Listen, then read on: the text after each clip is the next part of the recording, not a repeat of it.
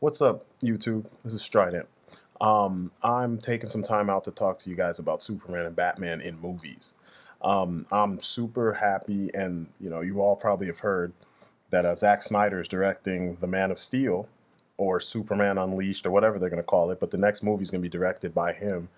It's going to be awesome to see Superman do his thing in super slow mo, and I don't know, it's going to be pretty slick.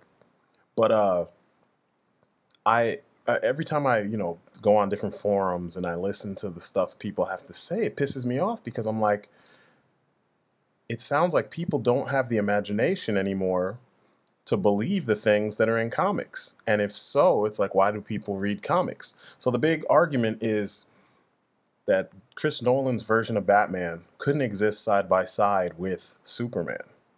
They couldn't exist in the same world, which I think is complete and utter bullshit. Chris Nolan just delved into the psychology of all the characters, and his Batman is like a living utility belt as far as design goes. They took the practicality and the tactical nature of the utility belt and they extended that to the whole character. So this Batman, they're showing you how hard it is to be the pinnacle of human perfection in so many areas to make him the ultimate crime fighter. It would make all the sense in the world for him to be paranoid once he meets this alien who just pops out of nowhere and has all these powers and abilities that makes him perfect at doing this job that Bruce spent all this time training to be able to do. I mean, they showed you how rigorous and all the crap that, Nolan's version of Bats had to go through to become Batman. So, it wouldn't even surprise me if Nolan's Batman didn't even believe in aliens and things like that. So if they had a believable way of bringing the aliens, like a nice scenario that actually seemed like, holy shit, there's aliens, or maybe a way that like Superman comes from Smallville. Nobody really knows about Smallville, so maybe it could have been one of those things that went down in history as one of the many myths about aliens crash landing in some rural Midwestern town, and people are just like, those people are fucking crazy. It shit didn't happen. And then, the more Batman would dig, or the more he talks to Superman, the more it's like, holy shit. But it wouldn't lessen his paranoia. The two do become friends eventually, but I just don't understand how this is over the heads of fans of both of them. To me, I say it doesn't make sense for you to read comics if you can't fathom the way these two characters would relate to one another, or even, the possibility of having them in the same feature. Because Nolan's version of Batman is not so different from the existing version of Batman. All he did was he lessened some of the scope. But if this is the beginning of his career, it doesn't mean that he would never ever get to the point where he'd be dealing with all the shit that the Justice League would be dealing with. Most of the time, Batman doesn't deal with all that shit. Because even though he's a founder, he deals with the Justice League part-time. And I'm not talking specifically about the 75 plus years of comics, because if we stick only to the comics, there's a lot of impracticality and a lot of reboots and a lot of retcons. Let's just talk about from where the movies start. If you relate that to maybe the animated universe and a handful of comics, Batman usually opts to protect his own city and probably the world at large, I guess, from the threats that, may befall mankind. But he usually opts to stay in his city and indirectly affect those things and protect the people of Gotham, and usually leaves the Justice League stuff up to Superman and the others. I mean, you can kind of see that he feels like they have all the powers. You guys use your powers to fly around the world and handle all the bullshit that's going on. I'll stick to my city because that's what I signed up for. It's what I do. It's the only thing that he wanted to do. It's his main thing. I mean, there's other aspects to it, but Batman is kind of very one-track minded when it comes to the protection of his city. Nothing goes down in his city without him knowing about it. So he would take full advantage of these things, and he wouldn't allow, some other affiliation to stop him from doing this. But I still just don't get this, you know? If you read comics and you've read Batman's origin and Superman's origin and the various Batman Superman stories, the good ones, because there's some shitty ones out there, but the ones that make sense, the fact that they're so different and they come from such different backgrounds is the pinnacle and the crowning achievement of those stories. They relate to each other in strange ways, but the fact that they have these immense differences is what makes it interesting to see them work together. You have one guy who can bench press a fucking building with like little effort.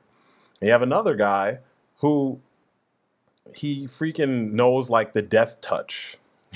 He freaking studied martial arts in Tibet under these strange ninjas and shit, if we're talking about the Nolan version, you know? And it doesn't stray too far from the subject matter. Batman did study martial arts in Tibet as well as other places.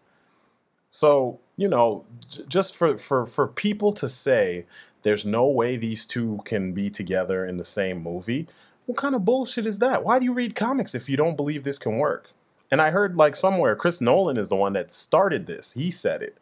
No, this is bullshit. How do you come 75 years later and try to say these two can't be in the same universe because you made two movies that the subject matter doesn't really stray from the heart of Gotham City, you know? That's kind of closed-minded. As a director, as a writer, it's as a creator, director, writer, whatever you want to call it, it's our jobs to make the audience believe these things. Now, if you deal with pre-existing materials, it should not be hard for you to re-establish things that are already well established. You know, the two characters have been around, 75 plus years, but they've only appeared with each other in 30 of that. So you can't say that it's impossible to do. You just don't have an idea for it now. Shit, you made us believe that you could steal information from somebody's fucking dreams with a little ghetto, a high-end but kind of ghetto apparatus. And we believed it because you're good at that, you know? Nolan is awesome at these things. But you're trying to tell me you can't make Superman and Batman exist in the same world? That's some bullshit. You should stay away from comics if that's the thought process that exists. DC is one universe with many offshoots from it. The mainstream versions of Batman and Superman exist in one universe. So if you make stories with them, it's understood. They exist simultaneously, you know? And the fact that they're saying all the logic and all that was thrown into the Dark Knight wouldn't allow for Superman, I keep saying it's just bullshit. There was nothing in Iron Man that said that Thor could exist. The whole movie was logic and technology. Even though they bent the logic a little bit for some of the stuff Tony Stark was doing, nothing in that movie was mystical. Yet when Thor's hammer fell, because people like Thor, they just bought it. Seriously? If you can buy that shit, and we're all excited to see what Thor's going to be like, and we're even more excited to see the Avengers, which that team is a mishmash of all kinds of shit. You got mysticism, you got lots of technology, you got conspiracy theory. You can't possibly tell me that if that can exist and the Dark Knight and the Man of Steel can't be in the same movie together, especially not the Nolan version. The Nolan version would be perfect to go with Batman's paranoia of superheroes, like superpowered beings. I mean, he's so practical and so methodical that if he didn't trust heroes with powers, it would make so much sense. You know, it would also make it easier for later films, if there are to be more than that, while Christian Bale is still in his, prime. It would make it easier for the superpowered villains that exist in Batman's world to actually be introduced on film, you know? Characters like Killer Croc, characters like Clayface, you know? At least they could mention them in those movies and we wouldn't be like, oh my God, that's just stupid. Because to tell you the truth, a whole movie based around the Riddler, the fuck out of here. It's not gonna be interesting because he can't hold up all by himself. I don't care what anybody on the internet says. In all the books in the world, every time the Riddler's been introduced, The only time he was actually a threat for Batman is when Bane pumped him up with Venom. That's it. Usually, he's an annoyance, just like a lot of the other more cerebral villains that exist in Batman's universe. So, the Riddler, I know people want to see the Riddler in a movie, but he can't be the villain of the movie, you know? So, characters like that, just alone, you know, narrowing down Batman's rogues gallery so that you can only focus on some of the more lame characters, it just, no. So, I think personally, and this is my, you know, the end of my rant, personally, and I'm very passionate about this because we read comics, and comics is a medium in which almost anything is possible. And if we're going to watch adaptations of comic book superheroes on the big screen, they need to be faithful. So for people that say that, you know, spandex doesn't work, the fuck out of here. It doesn't have to necessarily be spandex. There are other materials, but that's what superheroes are. Costumes don't work, so we strip all our superheroes of costumes and they're just regular people with powers. Fuck that. Leave that to the networks when they make their own bootleg versions of what we grew up and what we support and what we made so popular that they could make movies of. We're not going to take our original heroes and strip them of everything that makes them interesting and made them interesting for us to be reading from our childhood to adulthood. No. These characters are supposed to be a certain way. Superheroes need to look like icons. They need to stand out from the mainstream. They need to actually be, I don't know, super or more than normal. And that's the point. They need to be fantastic because it's a fantastical universe that all these characters live in. And we are along for the ride. So, you know, I think people need to open their minds up to these things. Stop running with the mainstream consensus and see things in the true perspective from the way they were created, you know? I've watched a couple videos where other people kind of mention this. Blows himself up, dude, or Brown Coat Eric. He pointed this out with superheroes not being as super as they're supposed to be, or as they were meant to be. He also pointed out costumes, that it's kind of weird that Hollywood is shying away from costumes, and he's 100% correct.